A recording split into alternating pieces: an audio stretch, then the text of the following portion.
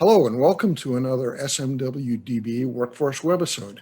My name is Rob Shepard and I'm a project facilitator with the board. And today we're joined by Samantha Timbers, who is one of the master trainers for our Soft Skills Solutions program. We're going to talk about the newest update to the program, which is Soft Skills Solutions for Employers. We also want to note that the Soft Skills Solutions program is now being offered online as an option if in-person training isn't feasible. Welcome, Samantha. Great to have you here. Thank you, Rob. Glad to be here. So you've been involved with the Soft Skills Solutions program for some time. Can you tell the viewers a little about your involvement with the program? Yes, so I've been a master trainer since late 2017 and then started training the trainer in 2018. So I have trained over 350 facilitators in Central Region. And Central Region for me runs to up to Barrie, across over to Mississauga, out to Durham, and down to downtown Toronto. So pardon me? No, I was just going to say that's a big territory to cover. Big territory, yeah. And before I used to drive around and see people, but since our new virtual version is out, I am doing most of that from home and seeing people virtually, which is great for people. So I've also trained many Employment Ontario sites, and that's how it began. But then it started to branch off to literacy and basic skills organizations, immigrant serving organizations, youth serving organizations, as well as now the co-op teachers in York Region and the Toronto District School Board are being trained in the soft skills solutions. So it is definitely getting wide attention, especially because of the virtual format. People are enjoying that. Excellent. Yeah. So obviously you've been working with it for a few years now. What was the goal with the employer version of the program from your standpoint? Well, quite a few employers over the past few years have inquired if their employees could attend their training at different Employment Ontario sites and different places, which is mostly for people who are unemployed.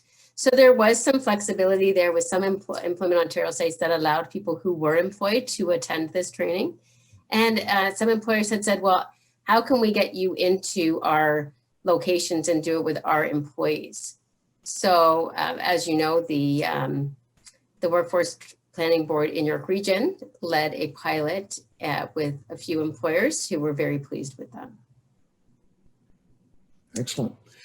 So what business sectors do you think would benefit the most from soft skills solutions training? I actually think any sector, because when you're dealing with soft skills, it really goes, it's not a technical skill that you're teaching. So it really kind of goes across borders to everything. So just the other day, I was training a trainer for people who are working with construction workers. And they said it was very important, the communication and the teamwork were very important to the health and safety of their workers. So they felt that it was going to be very productive with them. I've also trained in the hospitality industry, and they felt also the communication and the teamwork was going to help serving their customers. So very different industries, but again, because the soft skills is a life skill across, anybody and any age as well. It doesn't matter if you're, 15, some 15-year-olds have attended our soft skills solutions and some 60-year-olds and up have attended the soft skills solutions. Excellent. What are the advantages of the soft skills solutions program for employers? What is it that makes them a good fit for them? Well, for employers, even though that they have the people that are working for them are not currently looking for work because they're working for them, they still find that there are gaps in their soft skills. And again, this ranges from frontline workers to executives.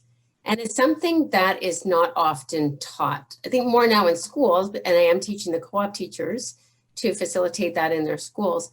But still a lot of people, and there's diversity in these employment and in these companies. So there's a lot of diversity from other countries, and maybe they weren't taught, the Canadian way, the Canadian workplace way, which this soft skills also imparts for them. So I think some of the advantages for employers is that when you actually sit down and talk about communication and talk about teamwork, you find that the root of a lot of problems between your coworkers or in your company has to do with poor communication, and has to do with not actually sitting down and telling people, you know, it's important that you embrace someone else's culture or someone else's gender, and you can actually gain some knowledge by speaking to people that are different than you. So especially in the teamwork module, we talk about differences and how to be a team player in a very diverse workforce, which employers in Toronto, York Region, especially in like the GTA, are experiencing that when it's really not sat down and talked about. It's just this alluded to thing. So the curriculum allows some conversations that may not organically come up in a company. Excellent. You led the pilot sessions and have been delivering the employer program for some time. So how's it going? What have the reactions been? So the reactions have been actually better than I thought, because a lot of adults feel that maybe they don't need a refresher on soft skills. And I felt some might be almost insulted that, you know, here comes this person telling me how to act, how to communicate, how to build my teamwork skills, when obviously I already have those. And I think that was the impression with some of them coming into the session. But then afterwards, they realized, wow, I did learn something. I think that every single person that I taught learned something from the curriculum. Even if it was a small, some of them said, you know, it was just a refresher, but it was a nice refresher that they could have those conversations.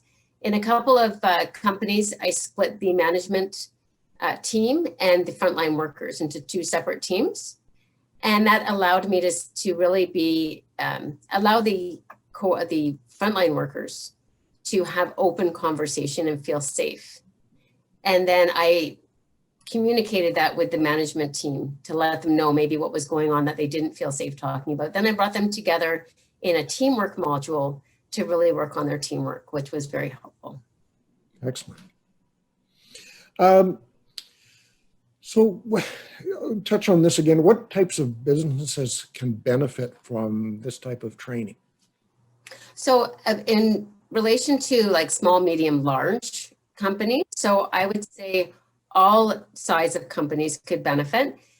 A lot of small to medium size don't have those really enhanced training programs for their employees because they can't afford it. So if a small organization or a small company got together with another small company that has maybe a similar industry, and they brought together a group of people, I think it definitely could be beneficial to them. Large companies often have, you know, silos, and we talk a lot about the silo effect and how that decreases productivity. So I think that larger employers could definitely benefit as well from putting this into place in their company.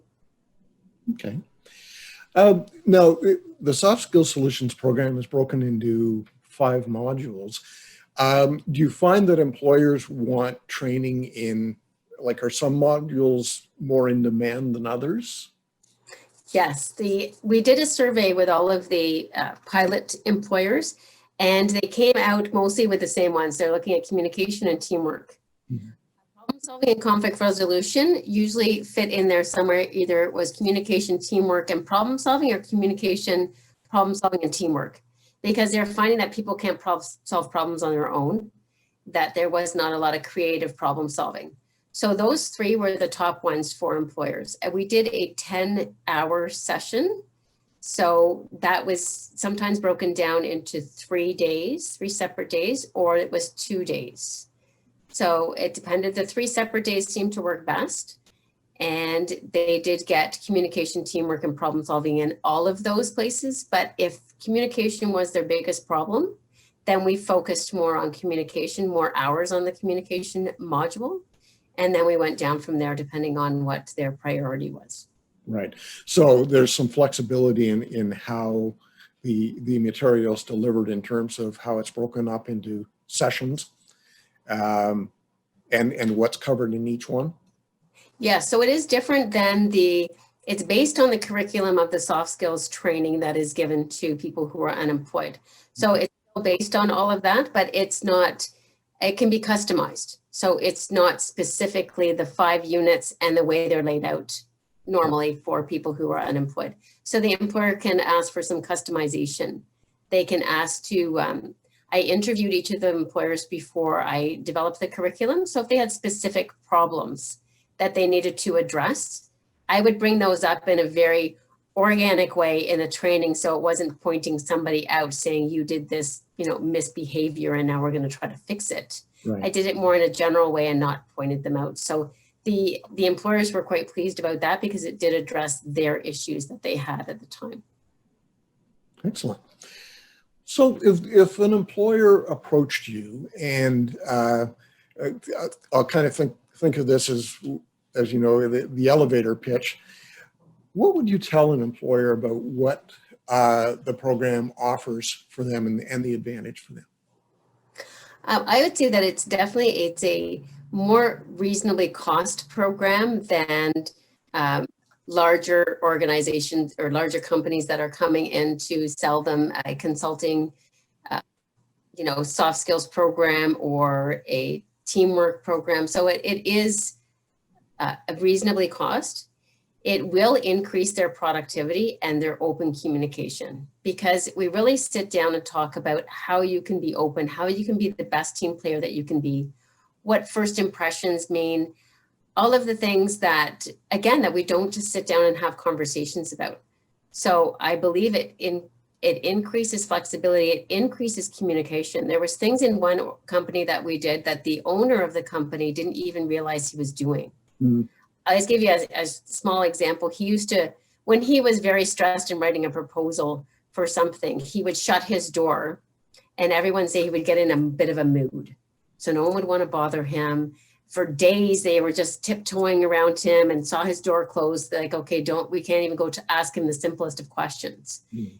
And when I approached him with that and let him know privately that this is what people were thinking, he said that's absolutely not the impression he wanted them to have, that he always had a open door policy.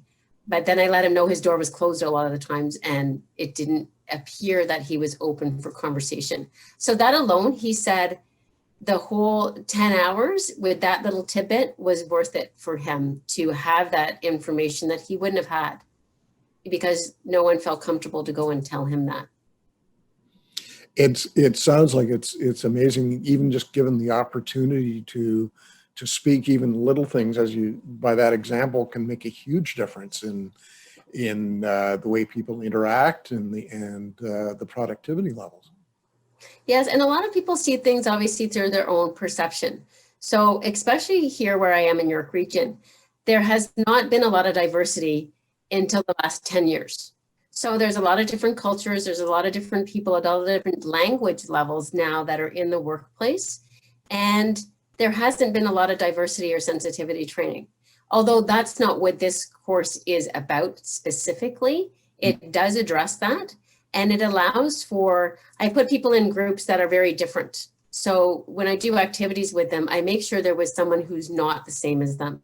So then they can get to know that person a little bit more personally and say, wow, they're kind of like me. Actually, they are, even though they might be from Iran and I'm from Canada. They have the same plight as me. They have the same teenage issues that I have with my kids, or they have the same issues in driving to work or whatever the case is. So they're able to get to know each other a little bit more personally, which when you get back into working with them and their coworkers, there's a bit more empathy. And so there's more help and there's more teamwork. So I found that very interesting dynamic that happened. Excellent. Well, Samantha, thank you very much for giving the update on the program and some more detail. It sounds like something that employers, we know from experience that employers are looking for and have been looking for a while. So we hope this really gives them more of an insight into what the program can offer them. I definitely think so. Also now during the pandemic, which we don't know how long that's going to last, I believe a lot of their employees and a lot of people that are working are extremely stressed and have high anxiety right now. Now in the course, we do talk about, in the training, we do talk about stress management and time management and ways of handling those things. So if that was more important to an employer now, that's something that we would expand on more, again, because we would interview the employer prior to do the training and make sure that we customize it to what they want. Excellent. Yeah, that's a good point. That when you think about that aspect of what the effect that that's having on the workplace, then and as you say, we don't know how long that's going to last. So it is an important aspect. Definitely. Yes. Well, thank you again for joining us, and to all our viewers, watch for our next Workforce webisode. Thanks for joining us. Great. Thank you, Rob, for having me.